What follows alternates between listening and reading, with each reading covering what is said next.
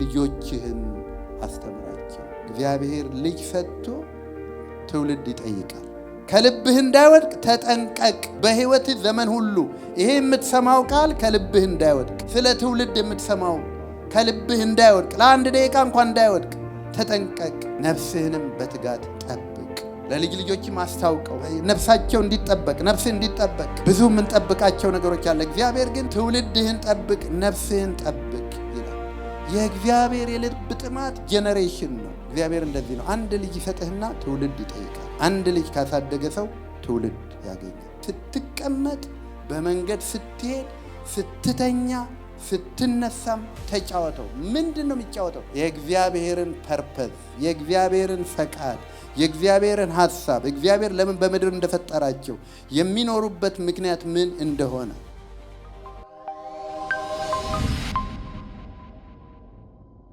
እግዚአብሔር ይመስገን። ዘዳግም 4:9-10 እግዚአብሔር ሕዝቡን ወደ እኔ ሰብስብ፣ በምድርም በሕይወት በሚኖሩበት ዘመን ሁሉ እኔን መፍራት ይማሩ ዘንድ ልጆቻቸውንም ያስተምሩ ዘንድ ቃሌን አሰማቸዋለሁ ብሎ በተናገረኝ ጊዜ በአምላክህ በእግዚአብሔር ፊት በኮሬብ በቆምክበት ቀን ዓይኖችህ ያዩትን ነገር እንዳትረሳ፣ በሕይወት ዘመን ሁሉ ከልብህ እንዳይወድቅ ተጠንቀቅ፣ ነፍስህንም በትጋት ጠብቅ፣ ለልጆችህም ለልጅ ልጆችህም አስታውቀው ይላል። እግዚአብሔር የሰበሰበው ወደ እግዚአብሔር መገኘት በፊቱ የገቡ የእግዚአብሔር ቃል እንደሚናገረው ብሩካን ናቸው። አንተ የተቀበልከው በማደሪያህ አንተ የተቀበልከው ሕዝብ ምስጉን ነው ይላል። እና እግዚአብሔር ከዘመን ጀምሮ ሰው ይሰበስባል። ሰይጣንም ይሰበስባል፣ ሰውም ይሰበስባል። እግዚአብሔርም ደግሞ ሰዎችን ይሰበስባል። ይሄ ስብሰባ እንዲበተን ኮሚኒዝም ብዙ ነገር አድርጓል፣ ታውቃላችሁ። ኮቪድ ብዙ ነገር አድርጓል፣ ታውቃላችሁ። በእግዚአብሔር ቤት ጉባኤ እንዳይኖር፣ ስብሰባ እንዳይኖር፣ ሰዎች ወደ እግዚአብሔር ጉባኤ እንዳይመጡ ሰይጣን አጥብቆ የሚሞክረው ትልቁ ነገር በእግዚአብሔር ፊት እንዳትሰበሰቡ። እግዚአብሔር ደግሞ ሁል ጊዜ በዘመናት ሁሉ መካከል ሕዝቡን ወደ እኔ ሰብስቡ ይላል። ጌታ ኢየሱስ ክርስቶስም ሕዝቡን ይሰበስብ ነበረ። ፈሪሳውያን ይበትኑ ነበረ። መጨረሻውም ላይ የሮማም መናወጥ ዋናው ምክንያት ሰው እየተሰበሰበ ነው በሚል ምክንያት ነው። በጳውሎስም መጨረሻ ላይ የመጣው መልእክት መጨረሻው ዘመን አንዳንዶች መሰብሰባቸውን እንደሚተው መሰብሰባችሁን አትተው ተብሎ ነበር። ይቀጥላል። ከዛሬ 10 ዓመት ዛሬ በእግዚአብሔር ፊት የሚሰበሰቡ ሰዎች ጥቂቶች ናቸው። እየቀጠለ ይሄዳል። አሁን ስለ አሜሪካ ታሪክ ስትሰሙ እኔ እንኳን እዚህ ሀገር ስመጣ የዛሬ 25 ዓመት እንዲህ አልነበረ። እሁድ ዕለት ሁሉም ሰው ወደ እግዚአብሔር ቤት ይጎርፍ ነበረ። አሁን አብዛኛው ሰው ወደ ስታዲየም ነው የሚጎርፈው። ስለ አሜሪካ ታሪክ ደግሞ ሲነግሩኝ ፉትቦል አሜሪካ ውስጥ የነሱ ፉትቦል ዋናው ጨዋታ ሰኞ ቀን ነበረ። ስቲል መንዴ ፉትቦል የሚሉት አለ። ዋናው ሰኞ ቀን ነበር የሚደረገው። ምክንያቱ ለምንድን ነው? ማንም እሁድ የእግዚአብሔርን ቤት ጥሎ አይሄድም ወደ እግር ኳስ። ስለዚህ ሰኞ አዘጋጁት። አሁን ግን ብዙ ባዶ ቤተ ክርስቲያኖች አሉ። ብዙ ሰው በእግዚአብሔር ፊት አይሰበሰብም። ትናንት እዚህ አንድ ወክ የሚደረግበት ስፍራ ሄጄ ነበረ ከወንድሜ ጋር እና የሰውን ጎርፍ ብታዩት ይገርማቸዋል። ምንም የተዘጋጀ ድግስ የለም፣ ግን ሰው በጣም ይተማል። ብዙ ሕዝብ በብዙ ቦታ አለ። በእግዚአብሔር እግር ስር ያለው ግን ጥቂት ነው እና ጌታ ኢየሱስ ክርስቶስም በመጨረሻው ዘመን የሚሰበሰቡት ሰዎች እየቀነሱ እንደሚሄዱ በሱ ዘመን እንኳን የተቸገሩ ሰዎች ይሰበሰቡና ከበሉ በኋላ ግን ይጠፉ ነበር። የተራቡትን ይመግባል፣ ይመጣሉ። ይመገባሉ። ግን ትምህርት ሲጀምር ጠንከር ያለ ነገር ሲጀምር እናንተ ደሜን ካልጠጣችሁ ስጋዬን ካልበላችሁ ማለት ሲጀምር ህዝቡ ተነስተው ይሄንማ እንዴት ይቻላል ብለው ወደ ኋላ መሄድ ጀመሩ ይላል እግዚአብሔር ቃል። ጌታ በጣም ወይኔ ጥላችሁ ልትሄዱ ነው አላላቸው። ወደ ደቀ መዛሙርቱ ዞር አለና ይላል እናንተም መሄድ ፈለጋችሁ አላቸው ይላል። ጌታ ማንንም ሰው አይለማመጥም። በእግዚአብሔር ፊት ብትገኙ በረከቱ ለእናንተ ነው። በእግዚአብሔር ፊት ብንገኝ በረከቱ ለኛ ነው። ከእግዚአብሔር ጋር ተጣብቀው የኖሩ ሰዎች በዘላለም ምህረት ብቻ ሳይሆን በምድራዊ በረከት ስለተጎበኙ ማለት ነው። የእግዚአብሔር አጀንዳ ህዝቡን መሰብሰብ ነውና መጨረሻው ዘመን ግን ይሄ እየቀረ ይሄዳል። በኮቪድ ወቅት በጣም ያዘንኩት ወንድሜ ኤፍሬም የሚሰራበት ካምፓኒ አንዳንድ ካምፓኒ ያየ ሲገርመው ነበር። እስላሞች የኮቪድን አዋጅ አልተቀበሉ። ዓርብ ዕለት ተዝላቸዋል ሊሚት ነበር 50 ሰው ተብሎ ነበር ከዛ 10 ሰው። እነሱ ግን ይሻላሉ። ኖ አምላካችንን እናመልካለን። ኮቪድ ቢይዘን የራሳችን ኃላፊነት ነው አንቀርም አሉ። የእግዚአብሔር ቤት ግን ምክንያት ነው የምትፈልግ። እንኳን እንደዛ ተበላችሁ አስቡት እንዴ! ትንሽ የዊኬንድ ስራ በጥሩ ገንዘብ ከተገኘ እኮ እንዴት ነው? እና ጠላት ዲፕሊ የሚዋጋው ነገር የእግዚአብሔር ህዝብ በእግዚአብሔር እግር ስር እንዳይሰበሰብ መልካም በሚመስል ነገር እንኳን ያተጋቸዋል። ለዚህ ነው እኮ ማርታ በጣም ጥሩ ልጅ እኮ ነች። ማርታ በጣም እንደ ማርታ አይነት ሰው በቸርች አያስፈልግም። በጣም ነው የሚያስፈልገው። ማርታ ባትኖር እኮ አስቡት፣ ለጌታ ለደቀ መዛሙርቱ ጉድ ትላለች፣ ምግብ ታበስላለች። ሜሪ ግን በእግዚአብሔር እግር ስር ተሰብስባለች። ከዛ ምን አላት ጌታ? ማርታ ማርታ ስለምን ትባክኛል? የሚያስፈልገው ጥቂትና አንድ ነገር ነው አላት። በእግዚአብሔር እግር ስር መሰብሰብ ለሰው ልጅ ጥሪው ነው፣ ጥሪያችሁ ነው። በዘመናችሁ ሁሉ በእግዚአብሔር እግር ስር የምትሰበሰቡበት ጸጋ ይብዛላችሁ፣ በጊዜውም አለጊዜውም ማለት ነው። ለምን? ቅድም አሜን እንዳለው እግዚአብሔር ፕራዮሪቲ ነው። ፍቅርዬ እዚህ ያለሽ ፍቅር አለች? ፍቅርዬ አሁን ባሏ መጥቶ ሀያል ትውልዷ መጥተው ተባርካለች። የዛሬ 7 ዓመት አካባቢ እንደዚህ እኛ ቸርች እንግዳ እንደመጣች አንድ ዓርብ ቀን ደወለችልኝና ፓስተር ዊኬንድ አታየኝም አለች። ምን ነው አልኳት። አይ ከጓደኞቻችን ጋር ቦታውን ልናገር ሰላማዊ ቦታ ነው ኦሽን ሲቲ ቫኬሽን ልንሄድ ነው አለች። ለምን እሑድ መረጥሽ አልኳት። አይ ያው እንግዲህ የሚመቻቸው ሁሉ ማለት መሄድ አትችይም አልኳት። 5 የሥራ ቀን አለ። ሰው 5ቱን አይነካም። ሰማችሁ? 5 የሥራ ቀን አለ በሳምንት ውስጥ 5ቱን አይነካም። ለእግዚአብሔር የተሰጠ መሰብሰቢያ እንግዲህ አንዳንድ ሰው አይ ሁሉም ቀን እኮ የእግዚአብሔር ነው ልትሉ ትችላላችሁ፣ አንዱንም ሳትመጡ ማለት ነው። እና አንዷን እሑድ ግን ሰው የእግዚአብሔርን ቤት ያችነች ቫኬሽን ያችነች። እኔ ታውቃላችሁ አይደል ጌታ ከረዳኝ እዚህ ሀገር አንዱ ትልቁ ነገር ጥቂት ዘመን ስራ ያጣሁት እንደመጣው ቅዳሜና እሑድ አልሰራም ብዬ አሁንም ይወዱ ዛሬ ጠዋት እንኳን ፊን ጠይቋት እያለ ነበር። ዓርብ ስራ አገኘው። የእግዚአብሔርን ቤት ጥላህ አትሄድም ብለህ አስተውከኝ እንዴ አልኩት። 18 ሊሞላህ ነው፣ ያኔ ተወስንና የቱ በረከት እንደሆነ ታያለህ አልኩት። እና ጌታ ለጥቂት ጊዜ ስራ እዚህም ሳመለከት እዚህም ኖ ይሉኛል።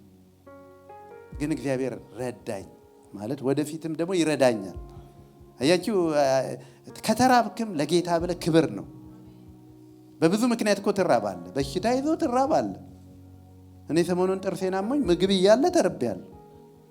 በብዙ ምክንያት እኮ ትራባለህ። ለጌታ መራብ ግን በጣም ታላቅ ነገር እኮ ነው። እና ፍቅሬ እንዲህ ያለችኝ ማረሰ ማለት ነው። አሁን በደንብ ገብቶኛል የነገርከኝ ነገር። ከዚህ ጀምሮ አለች በፍጹም እንደዚህ አላደርግም አለች። የእግዚአብሔርን ጊዜ ለመንካት ጠላት በልጆቻችንም ያደርገው ይሄንን ነው። እግዚአብሔር ፊት መሰብሰብ ለቅዱሳን የተሰጠ ርስትም ነው ኃላፊነትም ነው። አንዳንድ ሰዎች እንደቀላል ሊያዩት ይችላሉ። አንድ ምሳሌ ልስጣችሁ፣ ብዙ በጣም የሚማርከኝ ነው። አንድ ንጉስ ነበር አሉ እና ንጉሱ በጣም ባለሀብት ነው። በአንድ ወቅት ግን የከብቶች በሽታ መጣና የቤተ መንግስቱን ላሞች በሙሉ ታመሙ እና ወተት የለውም እና ለከተማው ሰው ተናገራሉ።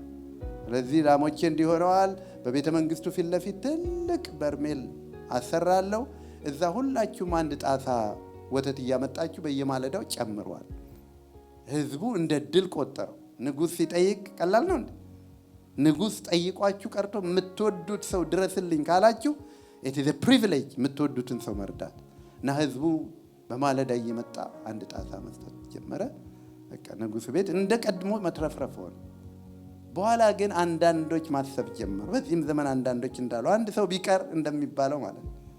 አሁን አንድ ሰው ቢቀር፣ አንድ ሰው ባያገለግል፣ አንድ ሰው ልጆቹን ባያሳድግ፣ አንድ ሰው ጾም ጸሎት ባይጸልይ በቤተ ክርስቲያን ውስጥ አሁን እንደዚህ ነው። ብዙ ሰው አንድ ሰው ምን ችግር አለው? አንድ ሰው እና እንደዚህ ማሰብ ጀመሩ አንዳንድ ሰዎች። ስለዚህ አንድ ሰው ምን አለበት ብለው ጣሳ ውሃ ይዘው መሄድ ጀመሩ። ምክንያቱም በሌላው ሰው ሁሉ ወተት ሲበረዝ ምን ይሆናል? ወተቱ 2% ሚልክ 2% ብቻ አይደለም፣ ምናልባት 90%። ግን እንዲህ አይነት ሐሳብ ከስጋም ስላልሆነ መጨመር ጀመረ። አያችሁ? ከዛ 10 እንትን ማለት ጀመረ። ሐሳቦች ሁሉ ከሁለት ቦታ ነው የሚመጡት። ታውቃላችሁ አይደል? የሐሳብ ሁሉ ሶርሱ ሁለት ቦታ ነው፣ እግዚአብሔርና ሰይጣን ነው። ከዛ ውጭ ሐሳብ የለም። ስለዚህ እንዲህ አይነት ካሳሰበ ያሳስባና ሌላውም እያሰበ አይ ብሎ ሰው እየበዛ ውሃ የሚጨምረው እየበዛ በኋላ ወተቱ በጣም እየቀጠለ በኋላ አንዱን ቀን ደግሞ አንድ እኔ ብቻ የሚል ሰው ሆነ። ሁሉ አንድ እኔ ብቻ። ውሃ ለንጉሱ ቀረበ። ንጉሱ በጣም ተቆጣ። በእግዚአብሔርም ቤት እንዲህ ነው አሁን የሚሆነው። አንድ ሰው ቢቀር በእግዚአብሔር መሰዊያ ብላችሁ አስቡና ማንም ሰው ባይመጣ ጌታ ምን የሚል ይመስላችኋል? ለጌታ ብለን ነው እኮ የምንሰበሰበው፣ ለሰው ብለን አይደል። ባይዘይ ሁሌ ወደ እግዚአብሔር ቤት ስትመጡ እግዚአብሔርን ኤክስፔክት አድርጉ። ሰባኪው ማንም ሰው ይሁን፣ ብላቴኖች ይሁን፣ ስብከትም አይኑር፣ ግን እግዚአብሔርን እፈልገዋለሁ። ዛሬ ወደ መገኘቱ እሄዳለሁ፣ የሚናገረኝን እሰማለሁ። ሐናና ሕልቃና እንደዚህ ነበሩ፣ ይመላለሱ ነበር በእግዚአብሔር ፊት። ያኔ እንደኔና እንደናንተ በየቀኑ ወደ እግዚአብሔር መምጣት አልተፈቀደላቸውም። በዓመት አንዴ ነው የሚመጡት እና ይሄዳሉ፣ ግን ተስፋ ሳይቆርጡ ይሄዳሉ። አንድ ቀን እንደ ኖርማል በሄደችበት ሰዓት ግን እግዚአብሔር ተገናኛት እና ይህን ህዝብ መሰብሰብ የእግዚአብሔር ባህሪ ነው ልላችሁ ነው። ህዝቡን ሰብስባል። እግዚአብሔር ሲሰበስብ ግን ለዓላማ ነው የሚሰበስበው። በምድር ለምንኖርበት ዘመን የሚሆን ፕሪንሲፕል ሊሰጠን ነው እና እንዳላቸው በምድር በህይወት በሚኖሩበት ዘመን አለ። በምድር የምትኖሩበት ዘመን ስንተኛ ሰዓት ላይ ነን? እኔ ራሴንም ነው መጠየቅ የምፈልገው። አንድ ሰው እንዲህ ብለዋል። ደቡብ አፍሪካ ያሉ ትልቅ አገልጋይ ናቸውና የሰውን ህይወት እንደ አንድ ቀን ብንቆጥረው አሉ 24 ሰዓት ስንተኛ ሰዓት ላይ ነህ አሉ። እሳቸው እንደውም እንደ 12 ሰዓት ቢሆን እኔ 11 ሰዓት ላይ ነኝ ብለው ነው የሰበኩት።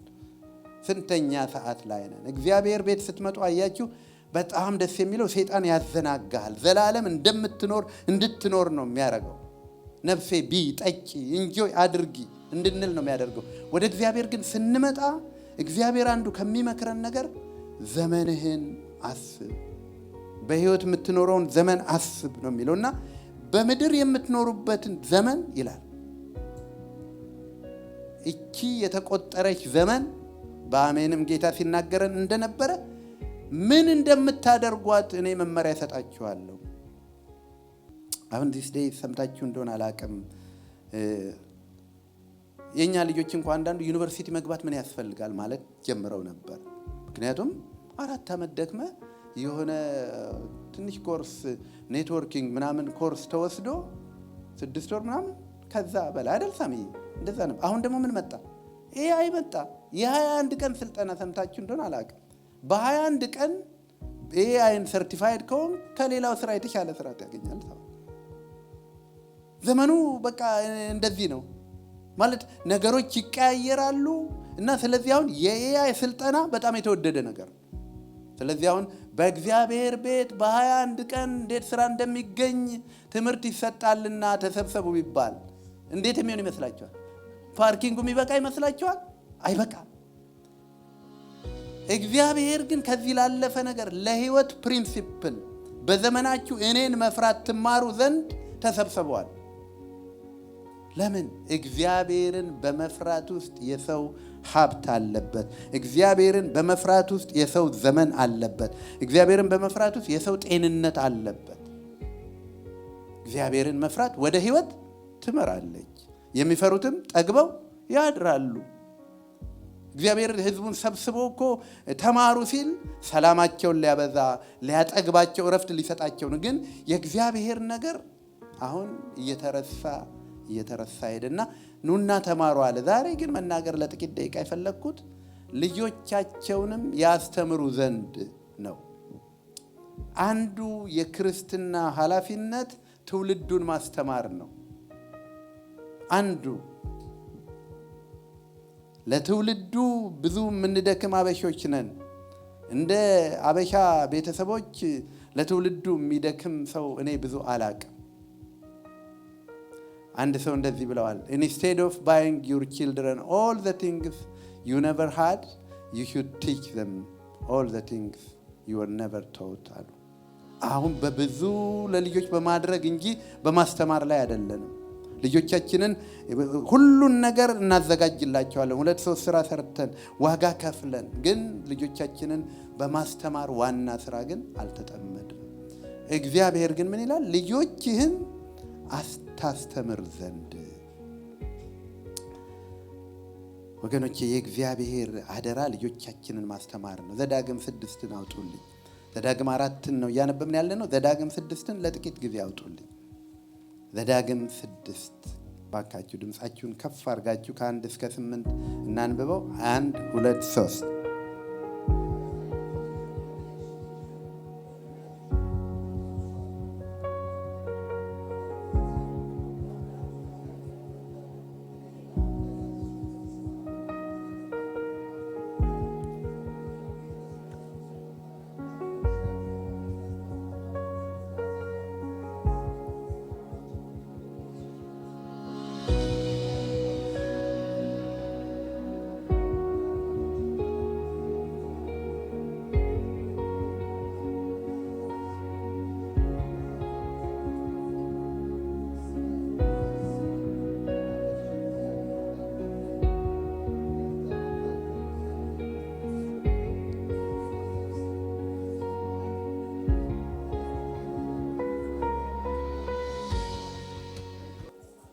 አሜን። ጌታ በረክ ያርጋይ። ተቀመጡ። ጌታ ይባርካችሁ። የእግዚአብሔር አጀንዳ ትውልድ ስለሆነ አንዱ ይሄንን አደራ ይሰጣቸዋል። በጣም ዋና አደራ ነው። ቅድም በጠቀስኩላችሁ እንደውም ሙሴን በኮሬብ በእግዚአብሔር ፊት የቆምከውን አስብ ይላል። በኮሬብ በእግዚአብሔር ግሎሪ ነበረ ሙሴ። ስለዚህ ያንን ዘመን እንዳትረሳው፣ እግዚአብሔር የተገናኘህን እንዳትረሳ። ይኸውላችሁ የእግዚአብሔር ነገር በገባን ልክ ነው ለልጆቻችን እግዚአብሔርን የምንመኘው። ካልሆነ ግን የገባንን ነገር ነው የምናወርሳቸው። እና እዚህ ምን ይላቸዋል? አንተ ልጅህም የልጅ ልጆችህም ይላል። እግዚአብሔር የትውልድ አምላክ ነው። ዛሬ በእጃችሁ ያለው ይሄ ትንሽ ብላቴና እግዚአብሔር በሱ ውስጥ የሚያየው ትልቅ ትውልድ ነው፣ ትልቅ ሐሳብ ነው። ለዚህም ነው ደግሞ ሰይጣንም አንደኛ አጀንዳው ትውልድ ላይ ነው። ከዚህ በፊት ነግሬያቸዋለሁ። የቶባኮ ካምፓኒ አሜሪካ ያለ ትልቅ ቶባኮ ካምፓኒ የቦርድ ሚቲንግ ስኒክ አድርጎ ወጥቶ ክርስቲያኖች አውጥተውት ነው ያነበብኩት። how to target the teenagers የሚል ነው። ሲጋራ በፍሌቨር እንዴት መስራት እንዳለባቸው፣ ዋጋውን እንዴት ማርከስ እንዳለባቸው በጣም ትውልዱን ታርጌት ያደርጋሉ። እያንዳንዱ ነገር አሁን አስቡ እስኪ፣ ባለፈው ሰላማዊ ሰልፍ ወጥተናል ሞንትጎመሪ። እናንተና እኛ የወለድነውን ልጆች እንዴት ነው ካላስተማርን ብለው ልጅ የሌለው ሰው የሚታገለው? ሰምታችኋል። በትምህርት ቤት ልናስተምራቸው ይገባናል። የወንድ ለወንድና የሴት ለሴት ጋብቻ ማስተማር አለብን አሉ። እንዴ የእናንተ ልጆች እኮ አይደሉም ሲባል መግለጫ ሲሰጡ ሰምታችሁ እንደው ኖ ታክስ እንከፍልባቸዋለን አሉ። እኛ በምንከፍለው ታክስ ነው ፐብሊክ ስኩል የሚማሩት፣ ስለዚህ ይገቡናል አሉ። ይገርማል እኮ እኛ በልጆቻችን ከምንጨክነው ይልቅ እነሱ በእኛ ልጆች እኮ ያላቸው ጉጉት ይበልጣል እኮ። ስለዚህ ትውልድ ማጥመድ የሰይጣን ዋና ዓላማ ነው። እግዚአብሔር ግን ይሄን ቀድሞም ደግሞ ስለሚያውቅ አንተን፣ ልጆችህን፣ የልጅ ልጆችህን። ስለዚህ አንድ ክርስቲያን ሰው ልጁን ሲያይ የልጅ ልጆቹን ማሰብ አለበት። የልጅ ልጆቹን ማየት አለበት። ዛሬ የማደርገው ነገር ለልጅ ልጄ ምን ይጠቅማል? ምክንያቱም በአጭር የምድር ዘመን እኛ እንሄዳለን። አያችሁ፣ የልጅ ልጆች የማያስቡ ብዙ ሰዎች እግዚአብሔርን በጣም አሳዝነውታል ነበሩ።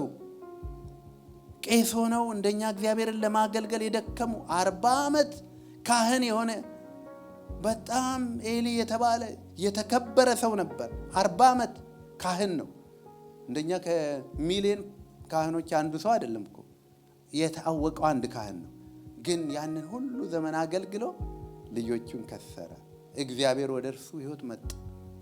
ለምንድን ነው ይሄንን እንደ የሰበከው አላለው። ለምንድን ነው የግሪኩን የረሳኸው አላለው። ለምን ልጆችህ ከኔ ይልቅ ልጆችህን ለምን አከበርካቸው? ሰው ወይ እግዚአብሔርን ያከብራል ወይ ሚስቱን። እንዲህ አይነት ደግሞ ብዙ አለ። ጌታ መጥቶ አዳምንም ብሎታል፣ ከኔ ይልቅ ለምን ሚስትህን ሰማ? እግዚአብሔር ያለውን ሰው ጥሶ ሚስቱንም ባሉንም ቅድም ሰው እንዳለችው ማንንም ሊሰማ አይገባም። ወደ ኤሊ መጣና ግን ከኔ ይልቅ ልጆችህን ለምን አከበርክ? አከበርክ ሲል ልጅ አልቅሰው እኮ ይከበራል። አሁን እኮ ልጅ አልቅሰው በልጅ ምክንያት ሰዎች ከቸርች እኮ ይቀራሉ። ለምን? ጉንፋን እንዳይዘው በልጅ ምክንያት። ለምን? እንደው እንቅልፉ በጣም ከሚገርመኝ ደግሞ እንቅልፉ ነው።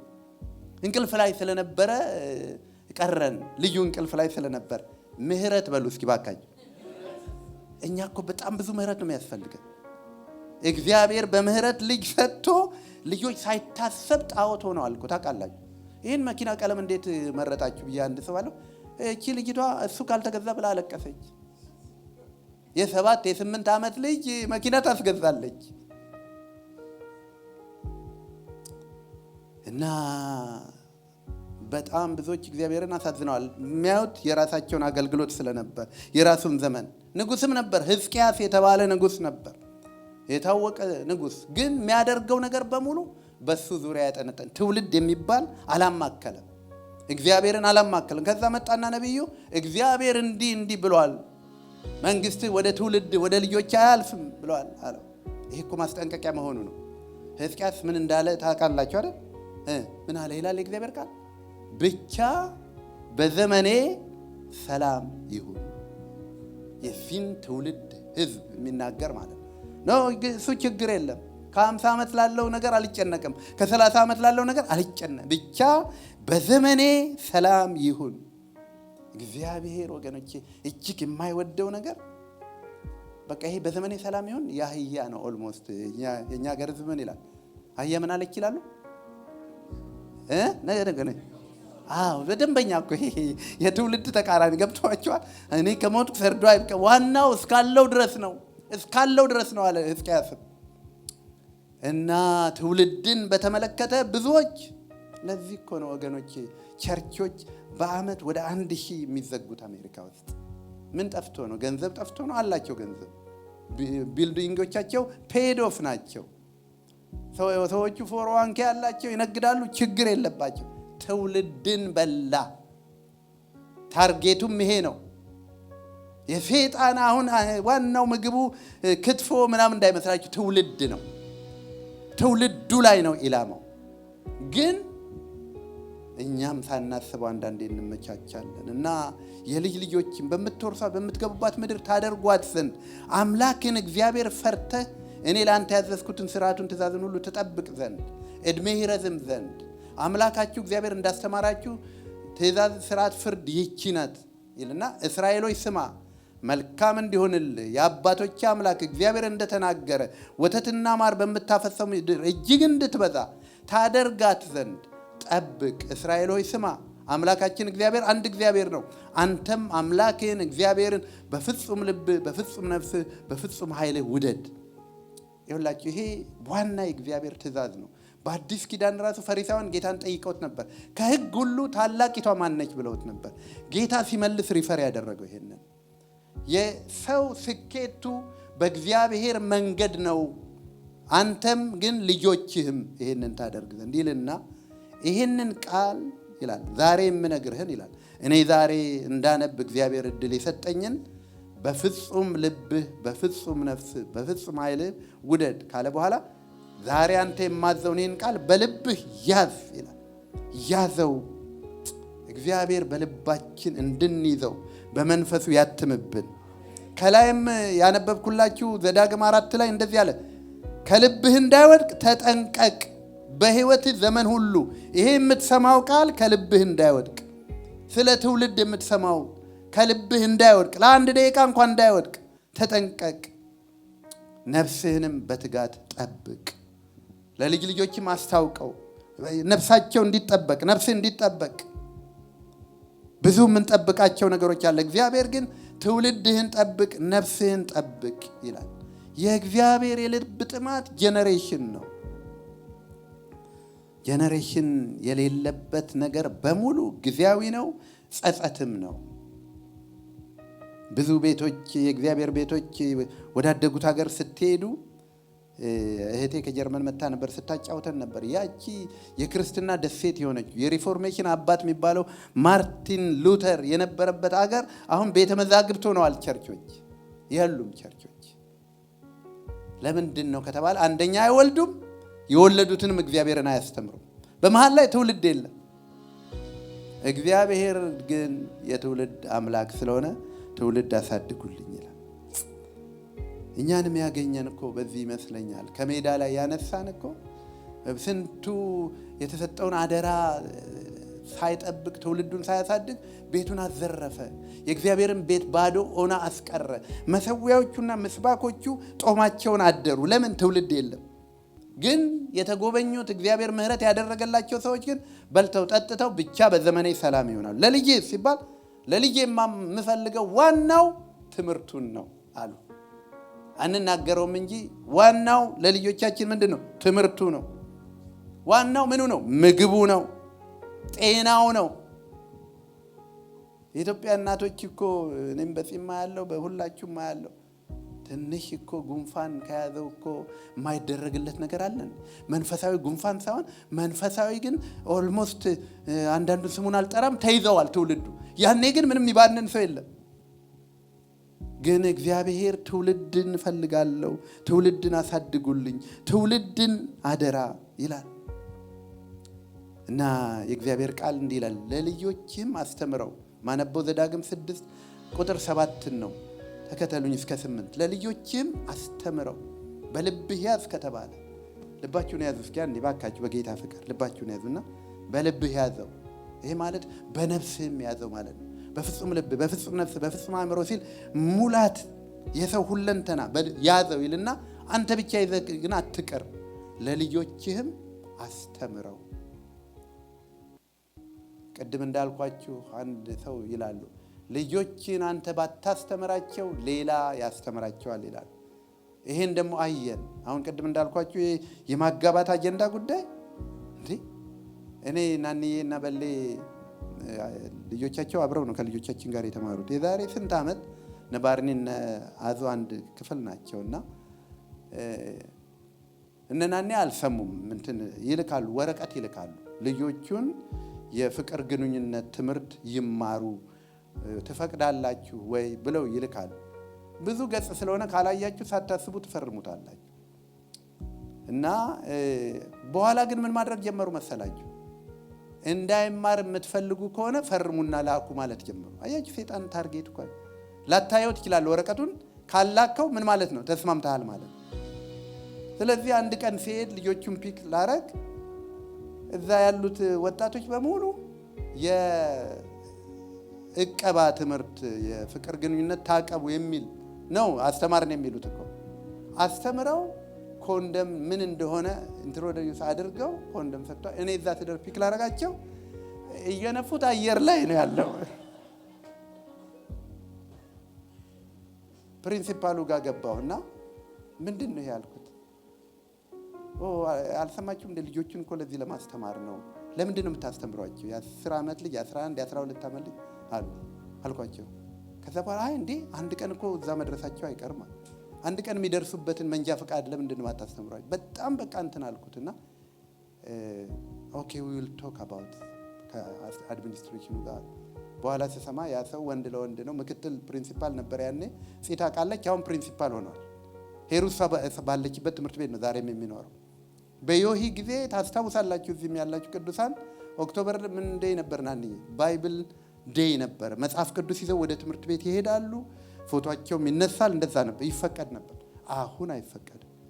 ኢየሱስን መጥራት ሄሮ ዶን ኮል ዚስ ኔም ተብለናል አለ። ዘመኑ እንደዚህ እየከፋ ይሄዳል። አሳዳጊዎች ግን ይሄን አናውቅም። ዘመኑ ለኛ ምን ሆኗል?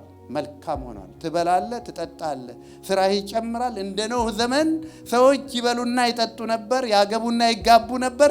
ሁሉ ምን ብለዋል? መልካም ነው ብለዋል ይላልና ወገኖቼ በትውልዱ ላይ ያለውን አደጋ ማየት ካልቻለን ለትውልዱ ሊከፈል የሚገባውን ዋጋ አንከፍልም።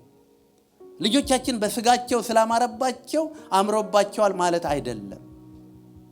የብዙ ሰምታችኋል ከዚህ በፊት ዴንቨር ምናምን የተፈጠሩትን ብዙ ችግሮች።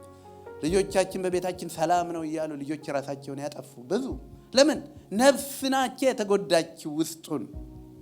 የነፍስን ጉዳት የሚያውቅ ደግሞ እናትና አባት ከሌለ ልጁ እንዴት ነው? አሪፍ ነው፣ ክብደቱ ጨምሯል፣ ወዙ አምሯል።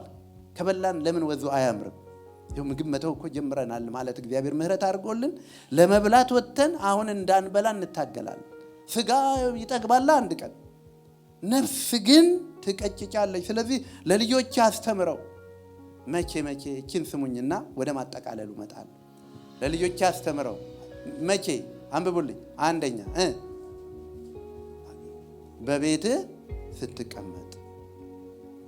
ሁለተኛ አንብቡልኝ፣ በመንገድ ስትሄድ።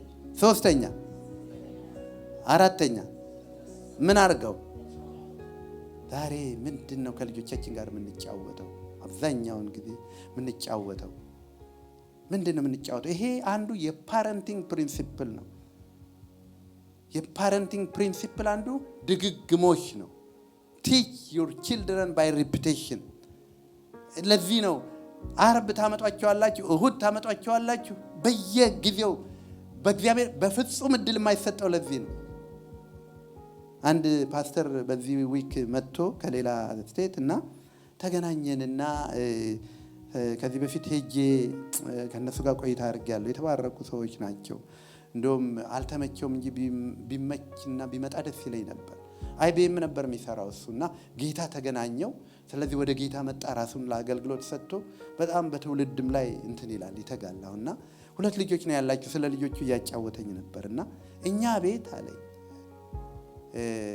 የኛንም ፕሪንሲፕል ያውቃል ለዚህንም ቤተክርስቲያንና ልጅ ወደ ቤተክርስቲያን ለመሄድ ምርጫው አይደለም ማለት እኛ ቤት አለ። እኛም ቤት እንደዛ ነው አልኩት። ለዚህ ነው ወደዱም ጠሉም በቤቶቻችን ጥላ ስር ካሉ ይዘናቸው ምን መጣው። ለዚህ ብዙ ፍልስፍና እንዳለ እናውቃለን። በጣም ብዙ አይነት ፍልስፍና አለ። ዋናው ልጆቹ ናቸው፣ ዋናው የልጆቹን መብት ነው። እኔንም ይሉኝ ሰዎች አሉና አንድ ቀን መብቱን ተጠቅሞ በዋን ዌይ ላይ እንዳይነዳብህና ያኔ መብቱን እንዳጥስበት ፈራለሁ እና እንዲህ አለኝ። ስለዚህ በፍጹም እኛ 2 ወንድ ልጆች ነው ያለን፣ በፍጹም እድል አይደለም ማለት ይዘናቸው እንሄዳለን። እግዚአብሔር ረዳቸው። በቸርችም እያገለገሉ አደጉ። አሁን ስራ ይዘው ራቅ ያሉ ቦታ ወጡ አለ እና ይደውሉልኛል አለ። አንዱ ወደኛው ተመልሷል። ምንም ቢሆን ቸርች መቅረት አይችሉም ማለት ምንም ቢሆን ከልጅነታቸው ጀምሮ ቸርች ሲመላለሱ ስላደጉ ቸርች መቅረት አይችሉም ማለት ኢንስቶልድ በእነሱ ውስጥ ማለት ነው። እግዚአብሔር ድጋሜ የድግግሞሹ ነገር ሰውን እንዴት እንደፈጠረው ስለሚያውቅ ነው። የሰው አእምሮ አንጎሉ ይሄ አንጎል ከመሆኑ ሌላ እንደ ጡንቻን ማለት ዘሞር በተደጋገመ ቁጥር ይታተምበታል ነው የሚባለው።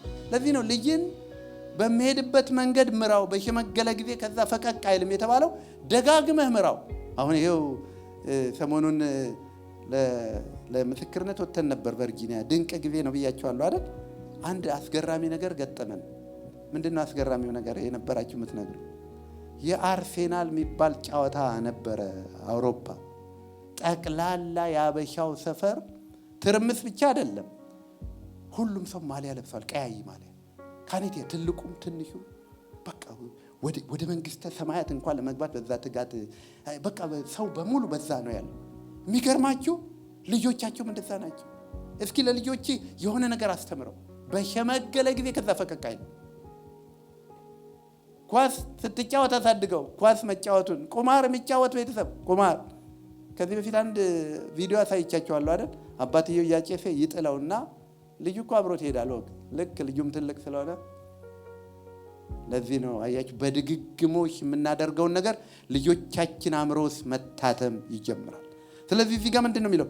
በድግግሞሽ ስትቀመጥ ስትነሳ። ለዚህ ነው በእግዚአብሔርም ቤት እግዚአብሔር እድል ሰጥቷችሁ never give up። ቸርች ቢዘጋ እንኳን እናንተ ቤት ውስጥ ቸርች መፈጠር አለበት እንኳን ሊቀሩ ማለት እስከ 18 ዓመት ልጆችን በሚሄዱበት መንገድ ምራቸው ይልና እግዚአብሔር ጋራንቲ ይሰጣል። ደስ የሚለው አንዳንድ ባንኮች ይሄን ያህል ብር ብታስቀምጥ 6% ወለድ ይላሉ አይደል? ከዛ አመቱ ላይ ሶሪ በኢኮኖሚ ምክንያት 4 ይሏል አይደል? ይሄ ግን እንደዛ አይደለም። እግዚአብሔር እንዲህ ብታደርግ ልጆችን በሚሄዱበት መንገድ ምራቸው ይልና ጋራንቲ ምንድነው? በሸመገሉ ጊዜ ከዛ ፈቀቅ አይሉ። ነብዩት ነፂን ማየት የዚህ ጥሩ ምሳሌ በቃ የምኞትዬም አባቢና ያው ታውቃላችሁ። አባቢ ጋር ቀልድ የለም። እግዚአብሔርን ነገር በተመለከተ እየተገፈፉ ነው የሚነሱት። እንዲህ ለጸሎት ምቾት አይጠይቅም ጸሎት። የፂናት በጣም ኃይለኛ ናቸው። ቀልድ የለም። በቀን ውስጥ 2 ጸሎት ይደረጋል ማለት ከትምህርት ቤት ሲመጡ ቀድሞ ወደ ጸሎት ነው። እንግዲህ ይሄንን በልጆችህ አሸጋግረው መሆኑን እናያለንና እንጂ እና በልጆችህ የምታደርገው ነገር ሁሉ እኔ ጋራንቲ ያደርጋለሁ ይላል እግዚአብሔር። በሸመገሉ ጊዜ ከዛ ፈቀቅ አይሉም። ግን አንተ ለልጆችህ አስተምረው። ወገኖቼ ለማስተማር ግን የተማረ ህዝብ እኮ መሆን አለበት። እንደ ኢትዮጵያ ሳይማር ያስተማረን ልትሉ አትችሉ ማለት ነው። ኢትዮጵያ ህዝብ እኮ ይላል ሳይማር ያስተማረን ህዝብ። በእግዚአብሔር መንግስት ግን ሳትማር ማስተማር አትችልም። ስለዚህ መጀመሪያ ፓረንቶቹን የሚያስተምረው ለዚህ ነው። እግዚአብሔር ያስተምርና ይሄንን አስተምራቸው ካልዛ ምን ታስተምራቸዋል? ዛሬ ደህንነት ስንማር ነበር ከብዙ ወጣቶች ጋር በሰዓት አምጧቸው እና ብዙ ናቸው። አሜዚንግ ልጆች ናቸው። እኔ እግዚአብሔር ምህረት ያደርግ እንጂ እናንተ ብትመጡ በጣም እወዳለሁ። ከዛ መዝኑት ራሳችሁን ስለ ደህንነት ምን ያህል እንደምታውቁ መዝኑት። በጊዜ ሂደት እኮ መተን ተቀላቅለን እንኳን ለማስተማር እኮ እውነቴን ነው የምላችሁ መዝሙሩን ልታቅ ትችላል፣ ሰላምታውን ልታቅ ትችላል። የእግዚአብሔር ፐርፐዝ በህይወታቸው የእግዚአብሔር ኪንግደም ግን ነገር ምንድነው? ያንን ያልተማረ ሰው እንዴት ያስተምራል? ስለዚህ መጀመሪያ ተማርና አስተምራቸው። መቼ? በቤት ስትቀመጥ። እኛ በቤት ስንቀመጥ ምንድነው የምናደርገው? በነገራችን ላይ አስተምረው የሚለው ሰፊ ነው እና አስተምር ሲባል የእግዚአብሔርን ቃል ብቻ አይደል። ኩኪንግ አስተምሯቸው፣ ድራይቪንግ አስተምሯቸው፣ ዋና አስተምሯቸው። ሁሉን ነገር ልናስተምራቸው ይገባል። የኢትዮጵያ እናቶች አብዛኛውን ጊዜ ይጎዱብናል ስለሚሉ አያስተምሯቸው። ንስሐ ግቡ ብዙ ጊዜ ይላል። እውነቴን ጌታ የሚለው አስተምሯቸው። ጀርመኖች እዚህ ያሉ ዳኒ ፈል ያሉ ጌታና ቢሻ ያሉ ጀርመን በትምህርት ቤት እንኳን ኩኪንግ ይማራሉ፣ ዋና ይማራሉ። ግዴታ ነው። በቃ ሰው ሙሉ ሰው ለመሆን እግዚአብሔር እኛ ጋር ለእንግድነት ነው እንጂ የሚኖረው ለዘላለም አይደለም የሚኖረው። ጉርሻ ስለምደን በኋላ ጉርሻ የምትችል ሚስት እንዳንፈልግላቸው ፈራል ማለት ብዙ ወንዶች ምናምኖች የእናቶቻቸውን ጉርሻ ነው። አሁን ኢትዮጵያ ውስጥ ኢትዮጵያ እዚህ ያለ ነው ማለት ነው። ቢወድቅ እንኳን እኮ መከራ ነው። ልጅ መውደቅ አለበት። ኩክ ሲያደርግ ይቃጠላል ካላችሁ ኖርማል ነው። በጊዜ ቢቃጠል ጥሩ ነው። እንደው በትንሹ ከተቃጠለ በትልቁ እንዳይቃጠል ይሆናል። በትንሹ ከወደቀ በትልቁ እንዳይወድቅ ይደረጋል። እግዚአብሔር ፕሪንሲፕል ይሄ ነው። አስተምራቸው። ልጆችህን አንተ ሞግዚት አይደለህም፣ ባላደራ ነህ። በተወሰነ ጊዜ መውጣት አለባቸው። ከቤት ላይ ወጡ ይችላሉ። ራስን በመቻል ግን ሰራዊት ላይ ያረጋቸው ነው የሚፈልገው። አስቡ እስኪ ወታደር ልታሰለጥኑ ወታደር መልመላችሁ እንዳይጎዳ እኔ ላብስልለት፣ እንዳይጎዳ እኔ ልተኩስለት ብላችሁ የጦርነት ቀን ሲመጣ ማን ሊዋጋ ነው? የእግዚአብሔር ሐሳብ ማስተማር ነው። ለማስተማር ደግሞ መማር ነው። በማስተማር ደግሞ ስትቀመጥ፣ በመንገድ ስትሄድ፣ ስትተኛ፣ ስትነሳም ተጫወተው። ምንድን ነው የሚጫወተው? የእግዚአብሔርን ፐርፐዝ፣ የእግዚአብሔርን ፈቃድ፣ የእግዚአብሔርን ሐሳብ፣ እግዚአብሔር ለምን በምድር እንደፈጠራቸው የሚኖሩበት ምክንያት ምን እንደሆነ። ወገኖቼ እንደዛ ካልሆኑ አንድ ቀን ጸጸት ይሆንብናል። ስለዚህ እግዚአብሔር ልጅ ሰጥቶ ትውልድ ይጠይቃል። እግዚአብሔር እንደዚህ ነው። አንድ ልጅ ይሰጥህና ትውልድ ይጠይቃል። አንድ ልጅ ካሳደገ ሰው ትውልድ ያገኛል። አንድ ሰው እንዳሉት በጥቂት ጊዜ ለማግኘት ሩዝ ዝራ አሉ። በረጅም ጊዜ ደግሞ ይሄን ዝራ አሉ። ረጅም የሚኖር ነገር ከፈለግ የወይራ ፍሬ ትከል አሉ። በ40 በምናምን ለዘመናት የሚደርስ ፍሬ ከፈለግ አንድ ልጅ ያሳድጋሉ።